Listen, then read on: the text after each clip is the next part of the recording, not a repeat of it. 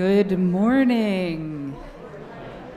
Welcome to First Parish Brewster. We are, as always, a Unitarian, Universalist, welcoming congregation of people of diverse philosophies and beliefs, people of various cultures and races, sexual orientations, gender identities, abilities, and socioeconomic backgrounds. So whoever you are, wherever you are on your path, may this be a place of rest and restoration on your journey. For those of you who may be first-time visitors this morning, welcome on this morning, which we make sacred by our presence together. Let's join as well in greeting everyone on the virtual stream. We are glad you are here. Our services are recorded and available on our YouTube channel midweek.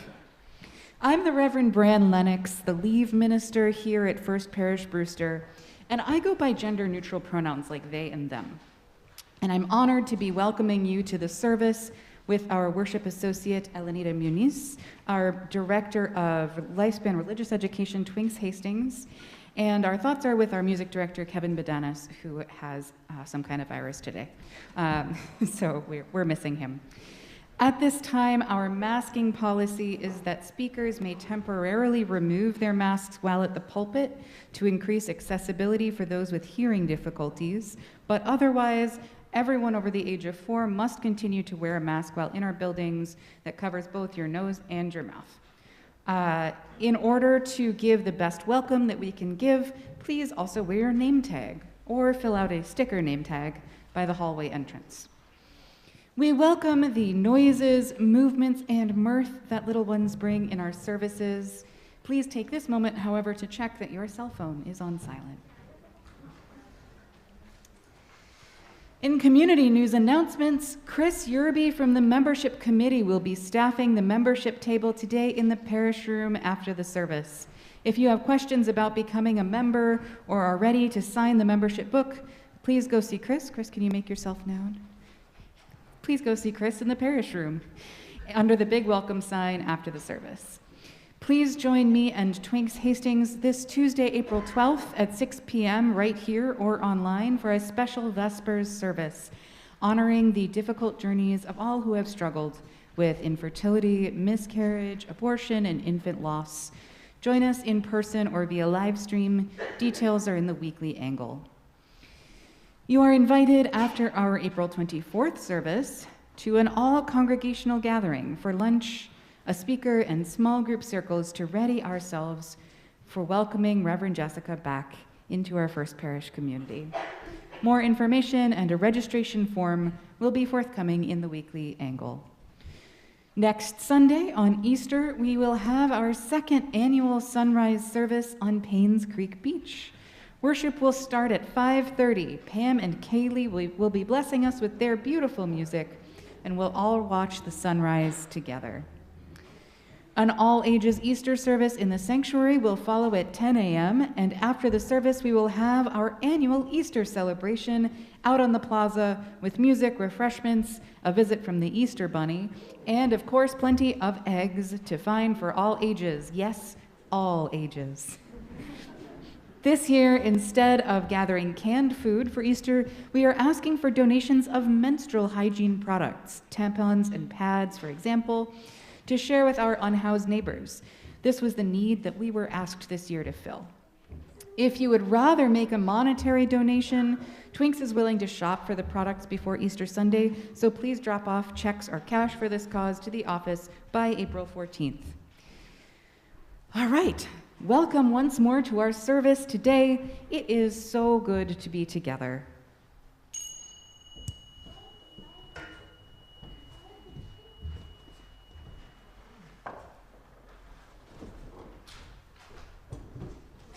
Good morning.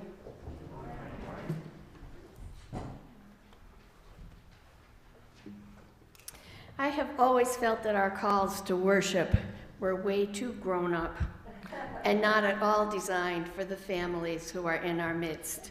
So this one is for the kids. Today, dear children, and if you can't see, I invite you to stand right up on the pew so you can see the map. We are talking about getting outside our comfort zone. which means doing something that's new or a little bit scary. It means taking a chance. This is a map of the United States, and here's Cape Cod, where we live, and this over here is Michigan. It's about not quite halfway across the country. Many years ago, my partner, Judy Fenner, whom the kids know from the CYM program, had a friend named Karen who lived on Cape Cod. And Karen decided to move to Michigan. Now, Judy is known for riding her bicycle all over Cape Cod, including to church on Sunday. And so her friends jokingly said, "You can go to Michigan and visit Karen on your bicycle." And so she did. By herself, she loaded her bike with a small pup tent, her blue sleeping bag, a little tiny cooking stove, clothing, rain gear, maybe some food, a lot of stuff. And she started out from Cape Cod. Her route took her across here, across New York State, up into Canada, and then eventually to Michigan. She rode about 100 miles a day, and she camped at night, and soon realized that she had packed way too much stuff. So she stopped occasionally, got a box, and mailed stuff back to her mother on the Cape. When she was in Canada, things were going fine until she tried to get back into the United States, when the border guards decided that she was a teenager running away from home. So they wouldn't let her come in. They had to call her mother back on Cape Cod, who assured them that Judy was in fact 27 and perfectly capable of riding her bike to Michigan. So they let her come in, and she continued her journey, and eventually she got to Michigan in 7 days. It's 749 miles. And I guess she had a good visit with Karen. I've never heard anything about the visit. I've only ever heard about the bike ride. And returned to Cape Cod, not on her bicycle, in this direction. But the fact is that this is a great example of stepping outside your comfort zone, but we don't really need to step 700 miles to get outside our comfort zones. We can do that right here. Maybe when we see a friend on the playground who's being bullied, or when our dog needs to go for a walk and it's dark and cold outside, or when a new student joins our classroom and needs a friend. These are times when we can step up and be brave. These are times when we need to step up and be brave.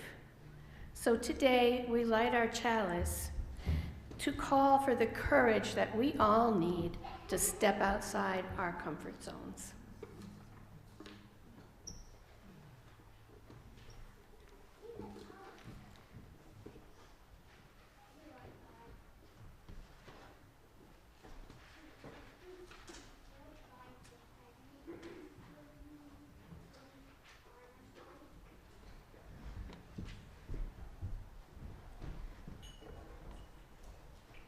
And now I'm going to ask you to join me, rising in body or in spirit, as we sing hymn number 368, Now Let Us Sing.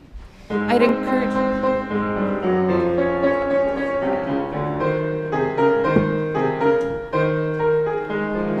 Sing to the power of the faith within. Sing to the power of the faith within. Lift up your voice, be not afraid. Sing to the power of the faith within. Hope! Sing to the power of the hope within. Sing to the power of the hope within. Lift up your voice, be not afraid. Sing to the power of the hope within. Sing to the power of the love within. Sing to the power of the love within. Lift up your voice, be not afraid. Sing to the power of the love with joy. Sing to the power of the joy within. Sing to the power of the joy within. Lift up your voice, be not afraid. Sing to the power of the joy within. Nicely done. I'm going to invite any of our children that want to come forward and our youth if they want to. We have a couple here. No pressure. And anyone young at heart that wants to come closer for this story, feel free.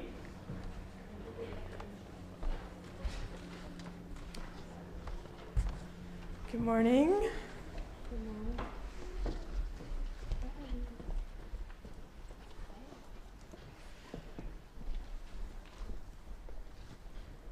Good morning, everybody. So we are going to start with our affirmation, and we are learning how to do it where the children and youth say the children and youth part, and the adults say the adult part.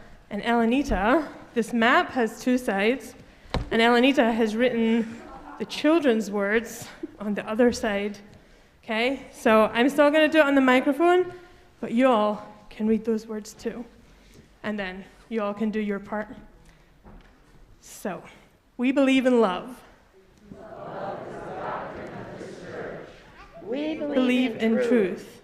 The quest for truth is its sacrament. We believe in helping others. And service is our prayer. We believe in the sacredness of life. To the end that all souls shall grow in harmony with the divine. So good. So good. We are getting there. Does anyone know what day it is today? What Sunday in the year? Yeah? Palm Sunday. Did I say that right? My accent every year, I have to practice. Palm. It's Palm Sunday. I'm getting better 5 years later. So it's Palm Sunday today.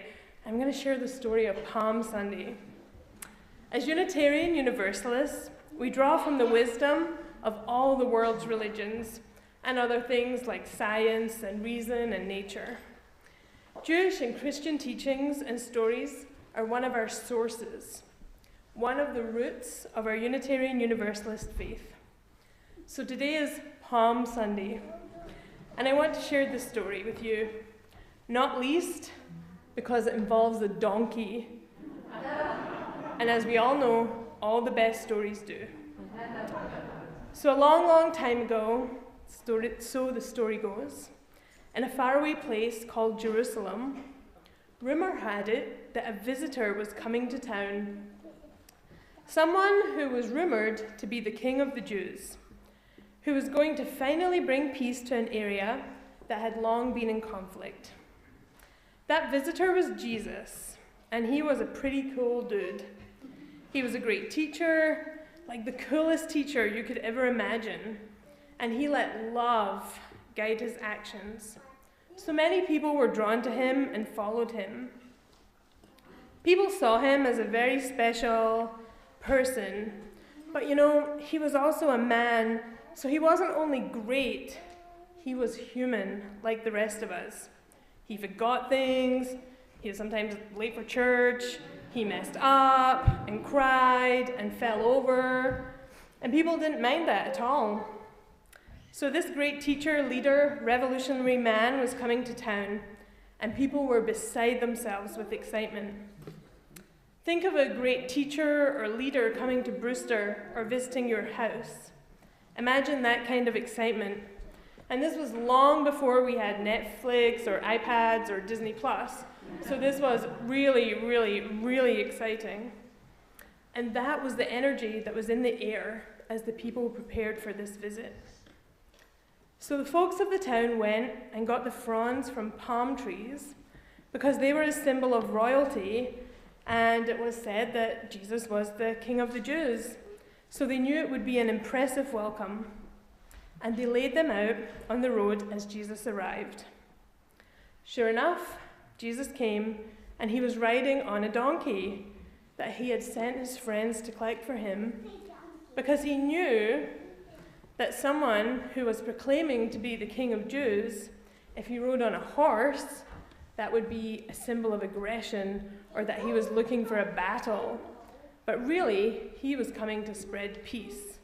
So he asked for a donkey because donkeys were symbols of peace and they are humble animals.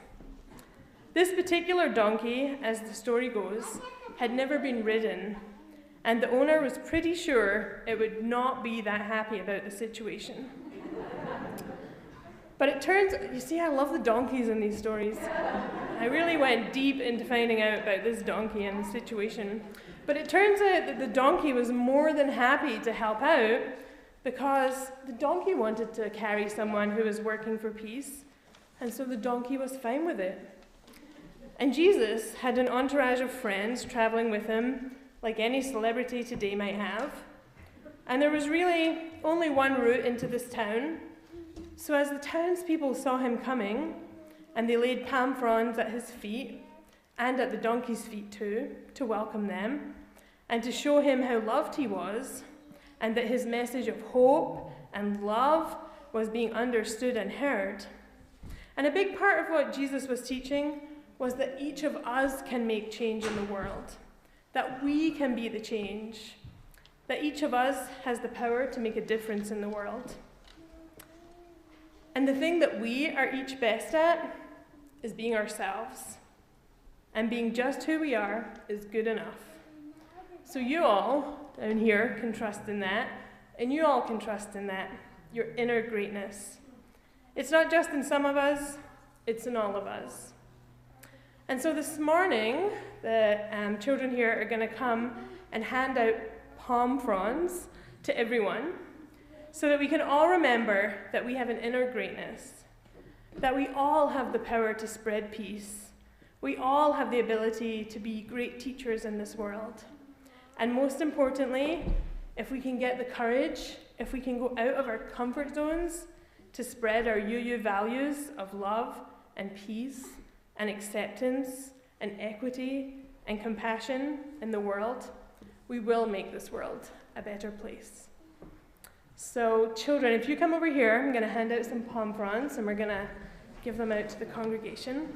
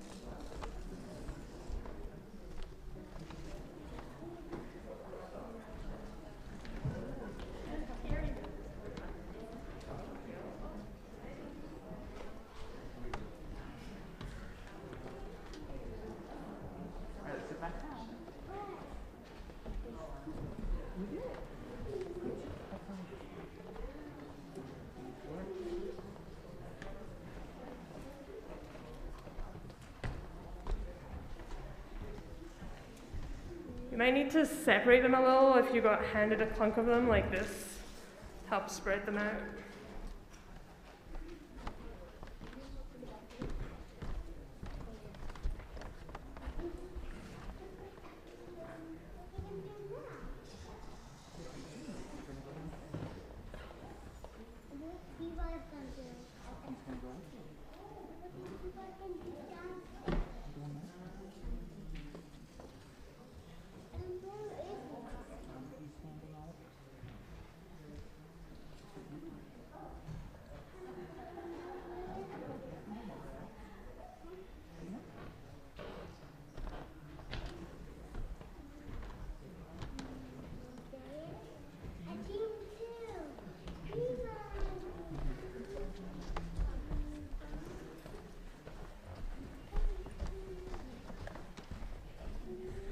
If you didn't get a palm leaf, can you put your hand up?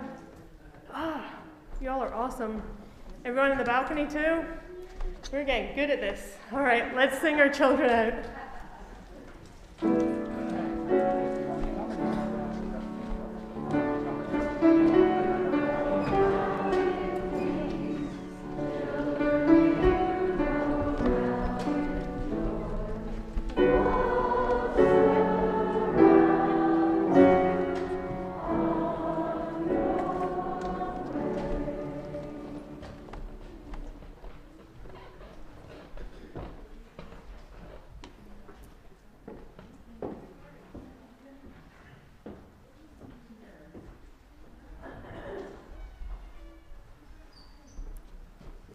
The palms can help us think of Jessica too. You know, palmers are the pilgrims are called palmers.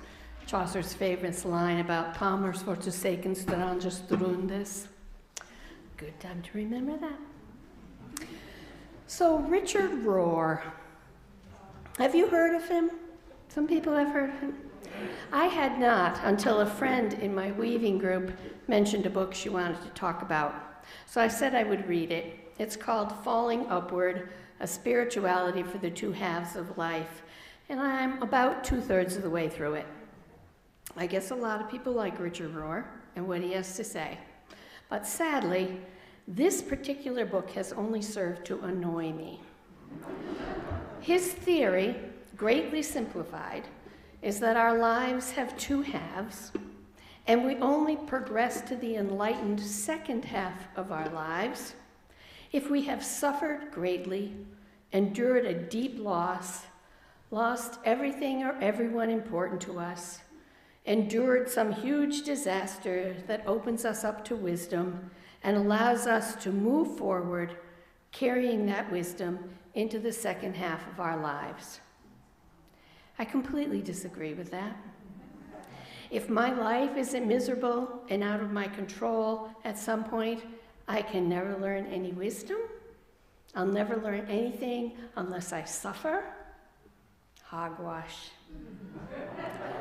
Rohr is a Catholic, and his theory reflects the Catholic belief that you live your life on earth in as much misery as possible to ensure that you get into heaven, where all will be wonderful. Similar belief in Islam, where you suffer on this earth and then you go where there are fountains and water and virgins. But I don't believe that either. I guess that's what makes me a universalist.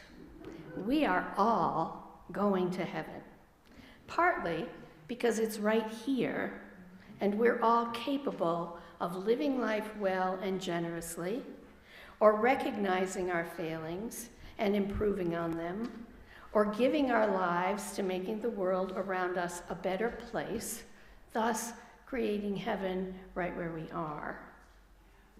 So what does this have to do with going outside our comfort zone? My theory is that in order for us to go outside our comfort zone, we need to have some basis for hope or confidence or joy, something that allows us to take the risk, something that will support us if our efforts beyond the zone should fail. But if we're doomed to live our life in misery, always waiting for the big disaster to strike, why would we ever want to go outside our comfort zone? That could just be inviting the big disaster to come right now. It's true that many of us will suffer in our lifetimes. We will be fired, or we will lose our home, or we will be assaulted, or someone we love dearly will die too young. Lots of awful things might happen to us, and for sure, we'll have some hard times. But is this the only way we can ever learn anything? Is suffering the only means to greater wisdom?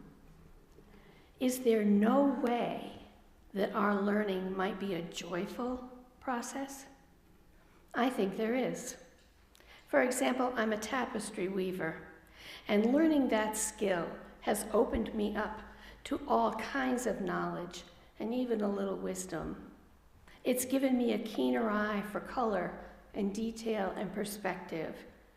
It's offered me opportunities to teach others to weave, to learn about hatching and hashur and Penelopes. It's deepened my sense of the wonder and beautiful all around me. And I can tell you that sitting in my weaving group every week is a profoundly philosophical exercise. We talk about our churches, our beliefs, our grandchildren, our troubles and our joys.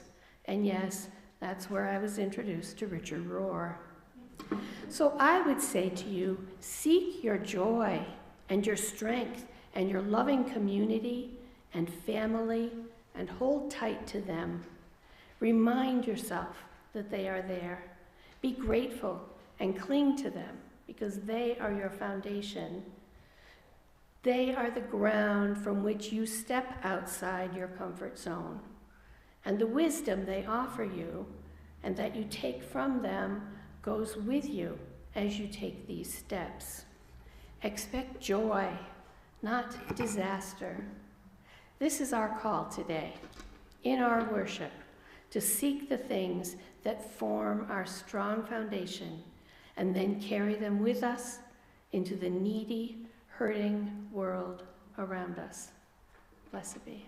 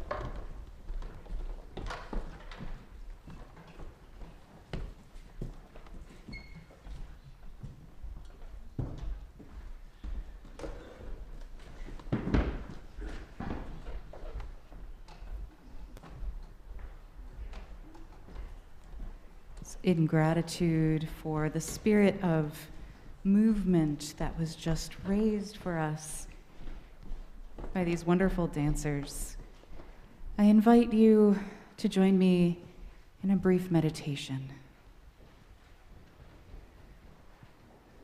Find a space where you are just a little more comfortable than you were a moment ago.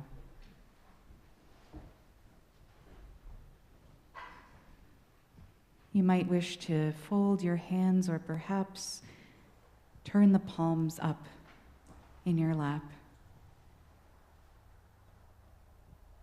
and become aware of the wave of breath that's bringing you life as it rolls in and out of your being.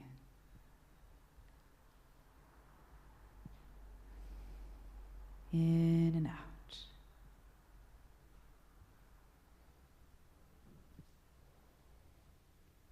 And as your awareness drops within yourself,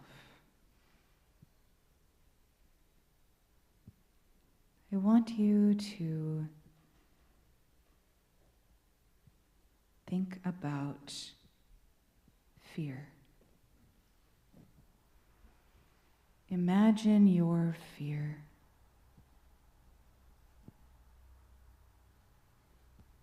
And imagine your sense of fear as a lion.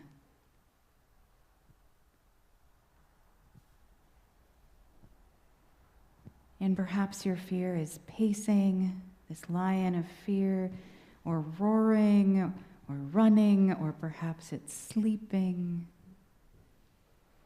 or purring.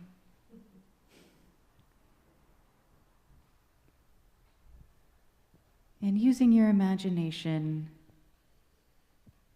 place your hand gently upon that lion's back and offer it gratitude for the protection that it gives you today.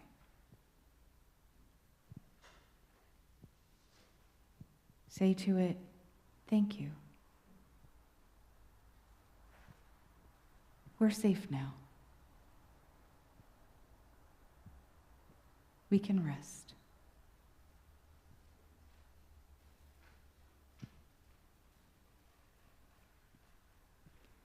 And allow your awareness to return away from this image of yourself and the lion. Allow your awareness to come back into the room and just be here for a quiet moment together of shared silence.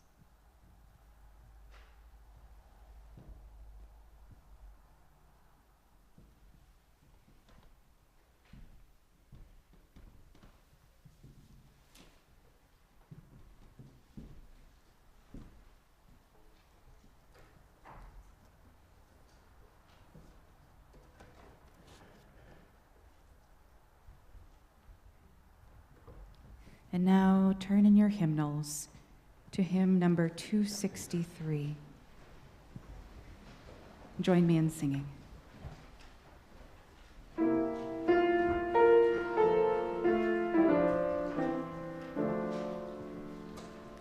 When Jesus looked from Olivet,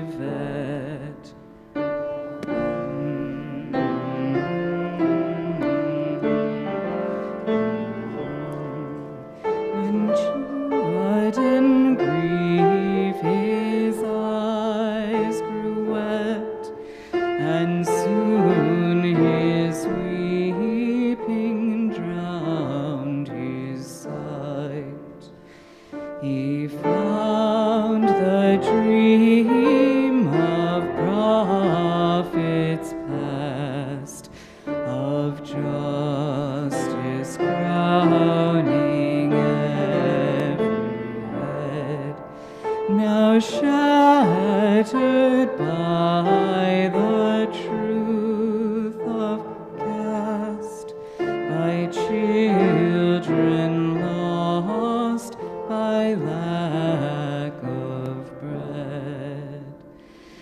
They cry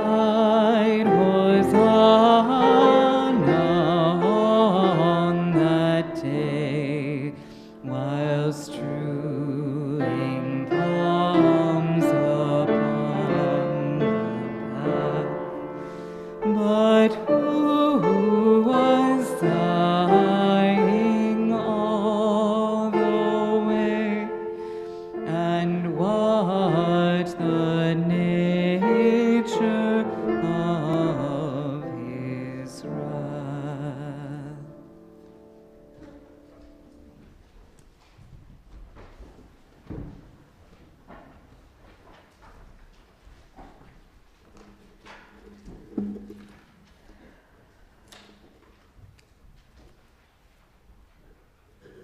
Our first reading today is by Arlene Bloom. It's from the Outward Bound Reader.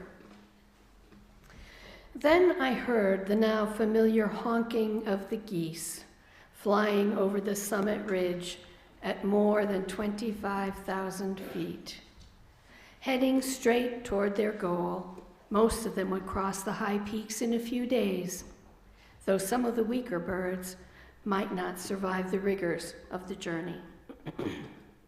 Again, I wondered why they chose this route. Perhaps it was because there were no distractions here to tempt them from their destination. Whatever the reason, they chose the hard way. In a sense, we were like them. In this high, confined world with no sound but the wind and our own voices, with no sights but blue sky, white peaks, and bright colors of our tents and parkas, with no sensations but the cold of the ice and snow, and the warmth of the sun, our sleeping bags and stoves. We had a chance to slow our world down, to examine ourselves and our purpose. An important question, as always, was why were we here?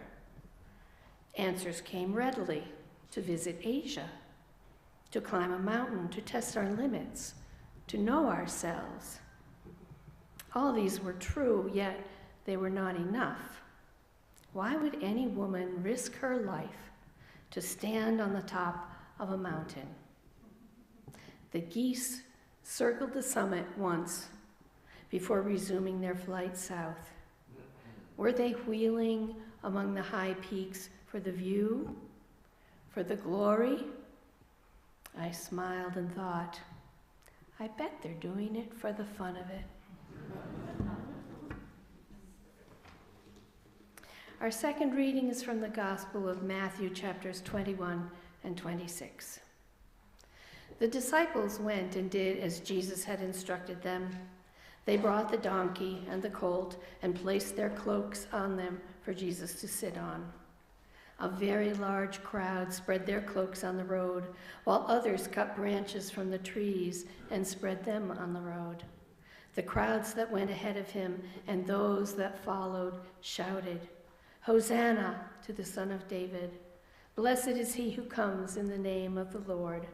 Hosanna in the highest heaven!" When Jesus entered Jerusalem, the whole city was stirred and asked, "Who is this?" The crowds answered, "This is Jesus, the prophet from Nazareth in Galilee." Then Jesus went with his disciples to a place called Gethsemane, and he said to them, "Sit here while I go over there and pray." He took Peter and the 2 sons of Zebedee along with him, and he began to be sorrowful and troubled. And then he said to them, "My soul is overwhelmed with sorrow to the point of death. Stay here and keep watch with me." Going a little farther, he fell with his face to the ground and prayed, "My Father, if it is possible, may this cup be taken from me, yet not as I will, but as you will."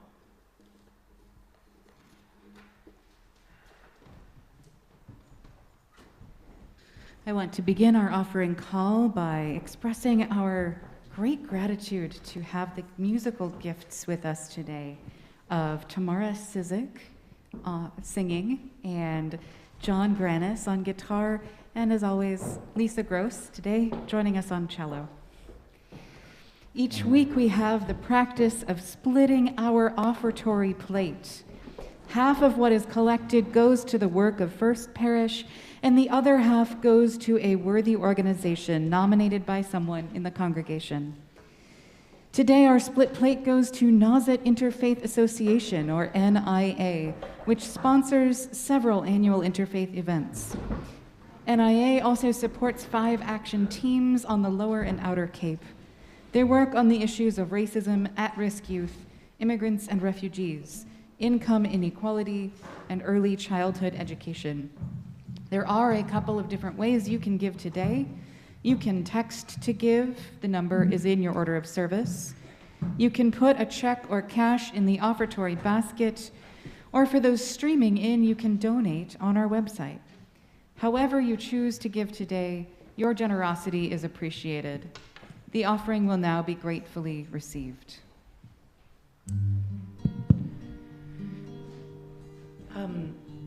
We're going to offer a song in Spanish today called Gracias a la Vida, thanks to life, thanks be to life, not a direct translation. This song was written by the Chilena Violeta Parra, and the song was written in a time of great despair, and it talks about such gratitude that she has for life, for everything that life gives.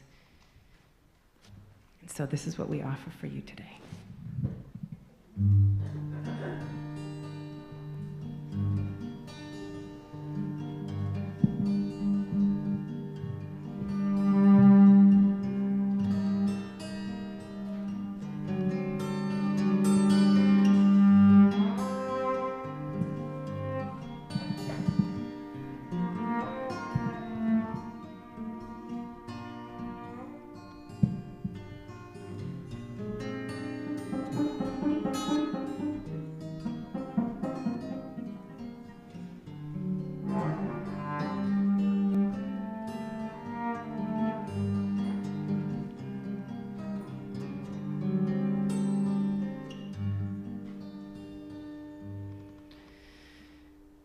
Gracias a la vida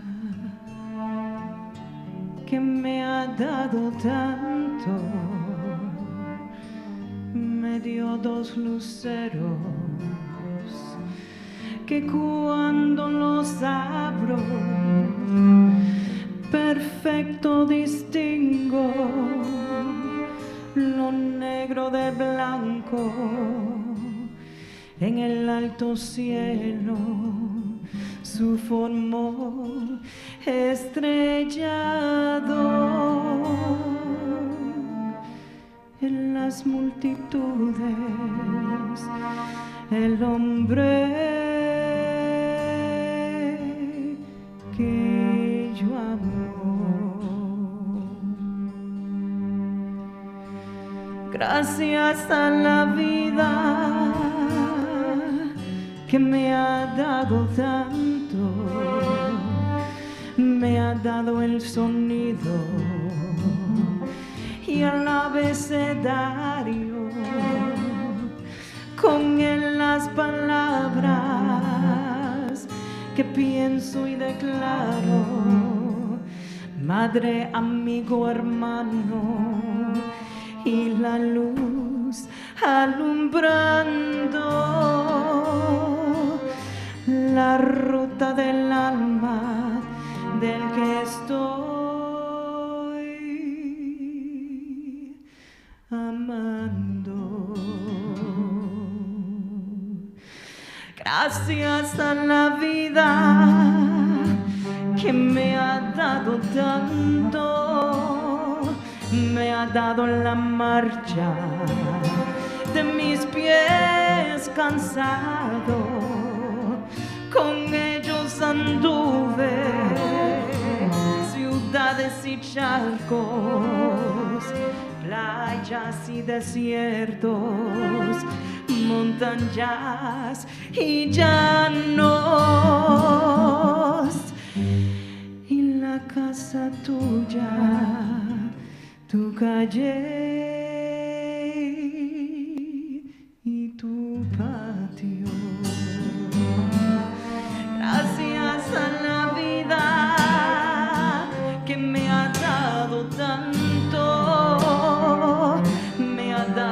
corazón que agita su marco cuando miro el fruto del cerebro humano, cuando miro el malo tan lejos del bueno, cuando miro el fondo de tus ojos claros. Gracias a la vida que me ha dado tanto, me ha dado la risa y me ha dado el llanto. Así yo distingo dicha de quebranto, los dos materiales que forman mi canto y el canto de ustedes que es el mismo canto y el canto de todos que es mi propio canto. Gracias a la vida,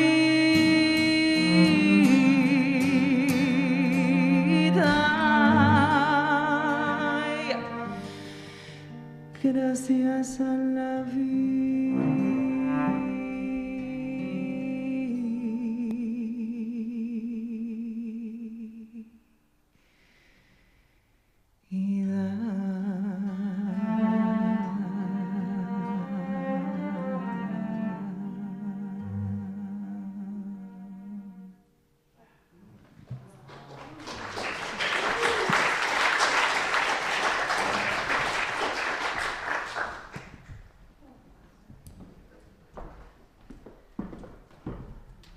Wow, I'm just going to take a moment to take all that in. Gracias a la música.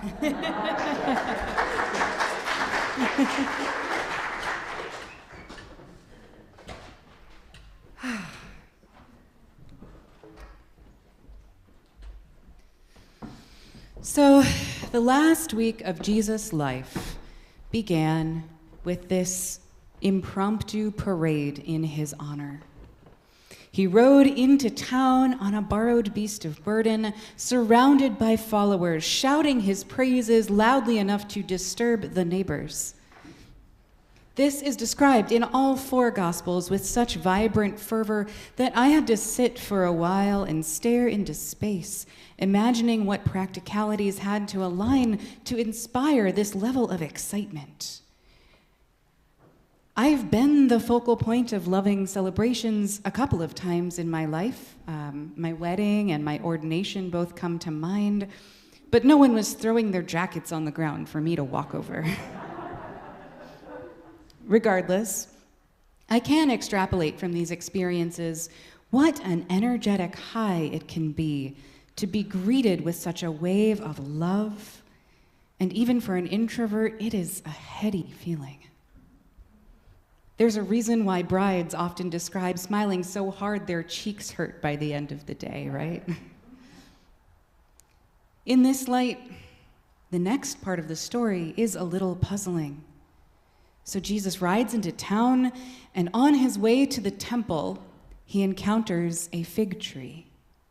He hops off the donkey and checks the tree all over for fruit, but it's too early in the season, and all he finds there are leaves. How does the Prince of Peace react to this disappointment? How do you think? He curses the hapless fig tree to wither. Now, we've all been hangry before, but this feels like a pretty sharp reaction to missing a snack. But when you put that in context, this kind of overreaction sounds to me exactly like how some of us behave when we are so scared. And to be fair, Jesus is in this moment scared witless. In all four Gospels, by this point in his life, Jesus has begun to predict his own death with a considerable amount of specificity. Whether by divine omniscience or accurate analysis of sociological trends, Jesus is certain he is about to be executed by the state, and he knows that they are not going to make the process easy. Undeniably, he is terrified, but he also refuses to take actions to preserve himself. Now, the classic association between Holy Week and leaving our comfort zones would be to say that we should follow in Jesus' selfless example and be willing to lay down our lives for what we know is good. And I am stating that position in clear terms because I do not agree with it.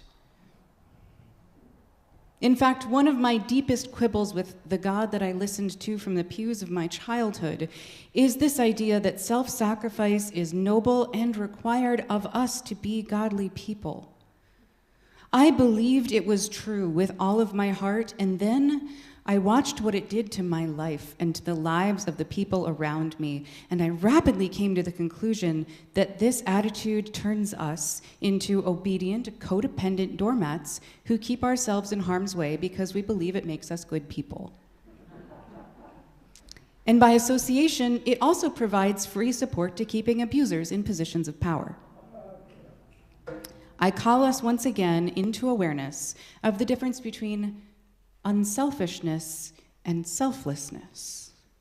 Let me be explicit.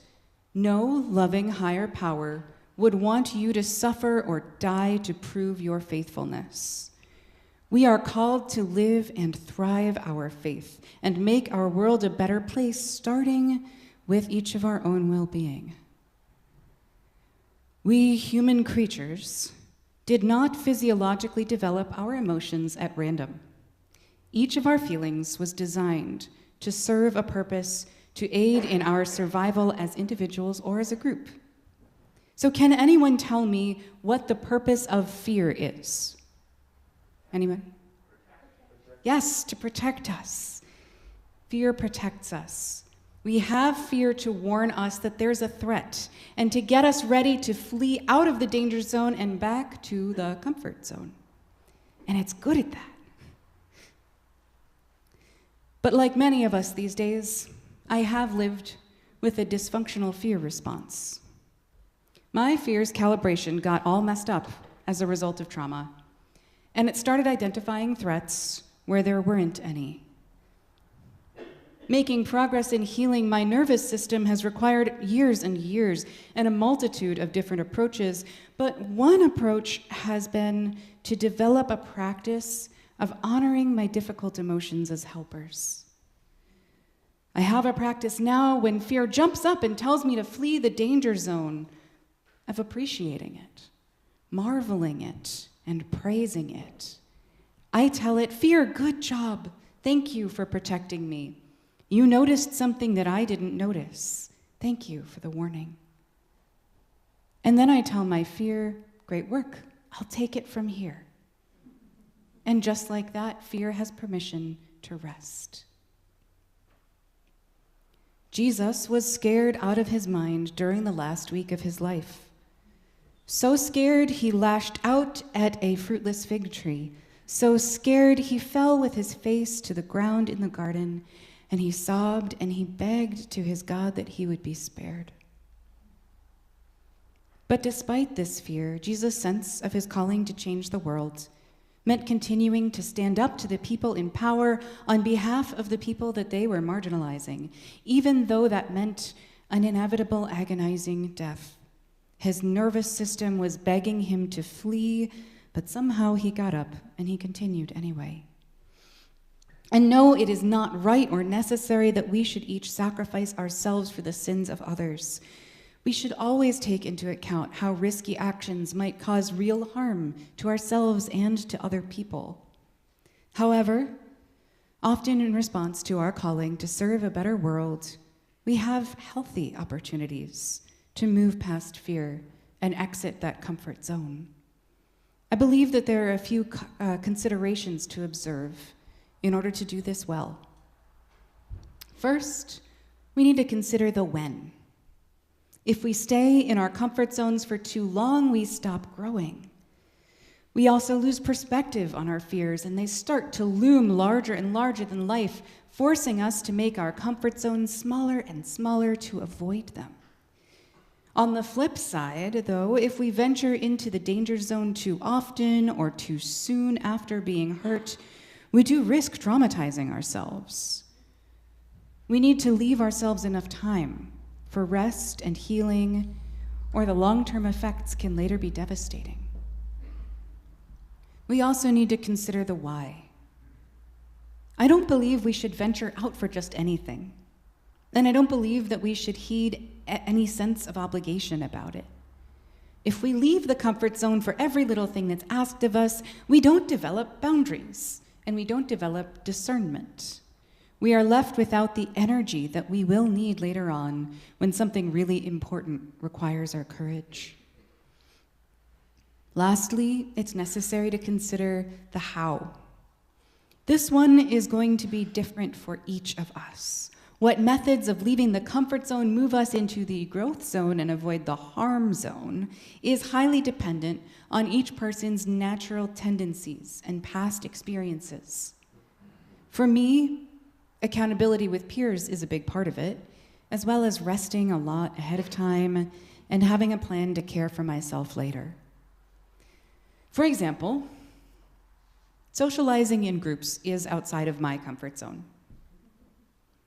I need to have good boundaries about how often I can attend social events and which events make sense for me to prioritize. For accountability, I keep in touch with a trusted friend, usually by text message before and during the event, and I share any feelings of anxiety or overwhelm that I'm experiencing. I'm careful not to book much else leading up to it, and I make a list of self-care activities to recharge me for when I get home. This seems like a lot of planning, but taking these steps helps keep me facing my social fears in a healthy way. We have lots of opportunities to benefit from analyzing our comfort zones here in our church community. Maybe you want to help with a time for all ages, but feel anxious about getting up in front of the congregation. Maybe you want to volunteer to help out at the thrift store, but you're worried about changing your weekly routine. Maybe you want to help with fundraising, but you've never tried it before, and you don't know how your skills would match up. If you haven't gone out on a limb here recently, this might be a good time to assess what you need in order to try and give it in a healthy way. Another component to making this community a place high in growth zones and low on danger zones is to put energy into making it a safe place to fail. Creating an environment that embraces each other's efforts for change, forgives mistakes readily, and celebrates growth is a powerful model. Our covenant gives us good guidance in constructing this type of safety and accountability, but the simplest summary of what I'm suggesting is support each other. So spring is arriving, and whether you are somebody who journeys spiritually with Jesus through his death and resurrection, or you're somebody who watches the spring flowers sprout up and the little birds hatch in their nests, or you'll be gathering with loved ones for a Seder to recall the journey of liberation into the desert, or you are called along a whole different path. In so many different ways, now is the season of venturing out. May your adventures in the growth zone be blessed with wisdom, discernment, good boundaries, plenty of healthy rest and recovery. May you dance lovingly with your fear and allow its space to do its work in balance. May we all grow stronger and more resilient together as a community, creating greater and greater flexibility for all of us to try new things, discover, and learn with support from one another. May we all know that we are blessed. Amen. And now please rise once more in body or spirit and join me in singing not the hymn that's written in your order of service. Please turn in your gray hymnal to hymn number 28, View the Starry Realm.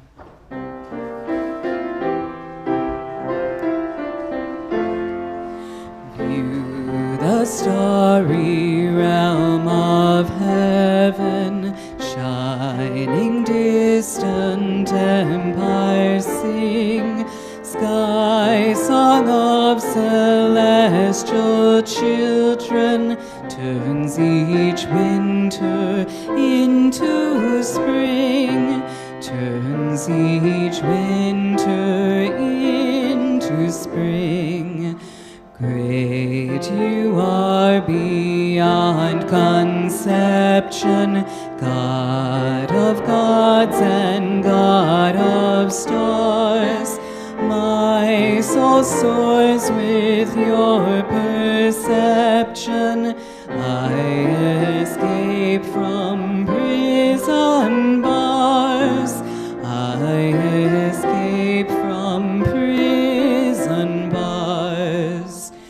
You, the one within all forming, in my heart and mind and breath. You, my guide through hate's fierce storming, courage in both life and death, courage in both life and death. Life is yours, in you I grow tall, seed will come to fruit I know. Trust that after winter's snowfall, walls will melt and truth will flow. Walls will melt and truth will flow. Our benediction today comes from the timeless words of Maya Angelou. We delight in the beauty of the butterfly, but rarely admit the changes it has gone through to achieve that beauty. Go forth in courage and delight in the changes which have created us.